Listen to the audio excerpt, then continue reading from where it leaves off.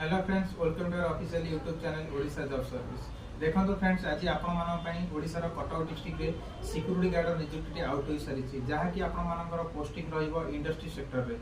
जदि आपण माने इंडस्ट्री सेक्टर रे सिक्यूरिटी गार्ड सर्विस करिया पे चाहउछंती तेबे आपण माने एप्लिकेशन आपनकर मिनिमम 10 पास करथिबा कैंडिडेट माने ही अप्लाई कर परिबे। एई जॉब टी पई ओडिसा रो समस्त जिल्ला रो पुरुष एवं महिला कैंडिडेट माने अप्लाई करि परिबे। बयस आपण मानकर 18 वर्ष रु 45 वर्ष हेउथिबा कैंडिडेट माने ही जोगाजोग करि परिबे। हाइट आपण मानकर मिनिमम 5 फुट 5 इंच रु अधिक थिबा दरकार। वेट आपण मानकर मिनिमम 50 केजी रु अधिक थिले तेबे आपण माने एई सिक्यूरिटी गार्ड जॉब को जोगाजोग करि परिबे।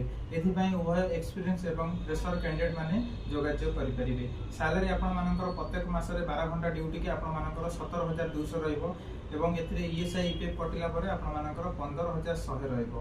रहिबा पई संपूर्ण फ्री ऑफ कॉस्ट घर एवं खाइबा पई कैंटीन नो सुविधा मध्य करा जायछि। कैंटीन ने आपण मानकर प्रत्येक मासरे 1500 रु 2000 मध्य आपण मानकर बिल आसीबो।